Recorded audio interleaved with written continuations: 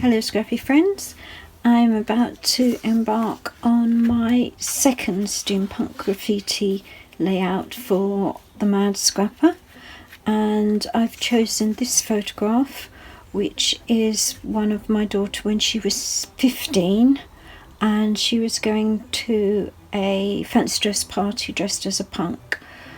When I saw the steampunk graffiti range, I knew immediately that this would be one of the photographs that I would scrap, even though it's 16 years old. The papers that I'm going to use for this layout are retro, and I'm going to just cut around the bulbs of this one and this one, which is called Alleyway. And what I want to do is then layer this under the bulbs and trim the top off so that I don't take away any of this pretty pattern here. So those are my papers. I have a piece of smooth white card. From the Creative Cuts, I've my title, which is Dare to be Different. I also have this pipe frame, which I will put under or over my title, I'm not quite sure. I have a phrase, break the mould, some bulbs, which I will add to the bulbs at the bottom when I've put those on. In addition, I have some Stamperia rub-ons. I chose these because the cogs are a little bit more feminine than the cogs that I have left of my steampunk graffiti, so I will perhaps use these. These are another set of rub-ons from the steampunk graffiti, and I may or may not use those.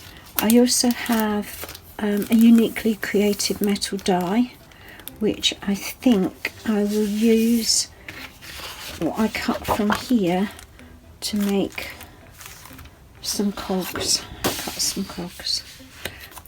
I have these light bulbs, which I've taken from the steampunk graffiti acrylic embellishments. And lastly, I have these pieces here. Uniquely Creative normally produce a file that you can use on an electronic die cutting machine to go with each of their ranges. So I bought this from the file from their website, and from it I've chosen to cut some more black light bulbs, some cogs. So we'll see where we go from there. I've fussy cut the bulbs from the piece of paper I spoke about previously, and I have attached it to the bottom of the second piece of paper, and each of them I've cut 1/4 inch just from the edge. So I now need to cut it to 11 3/4 so that when I put it on my white card, just wrong way around, when I put it on my white card, I'll have just a slight white border. There we go.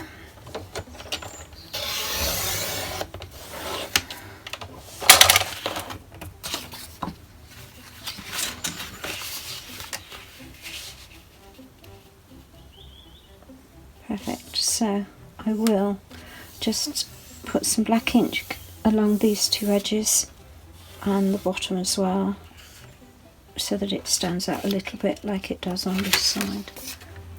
I have a piece of underground left over from my last layout, which I think will be better for the cogs. It matches in there.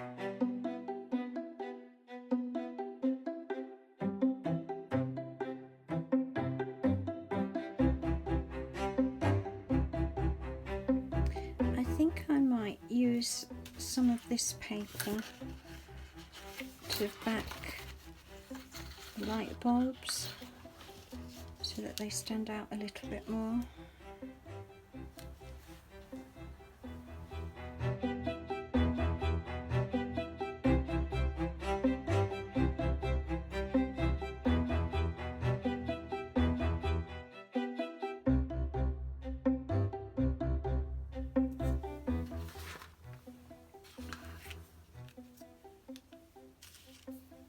I'm about to construct my layout, and I have my 7x5 photograph. I've got some cogs die cut from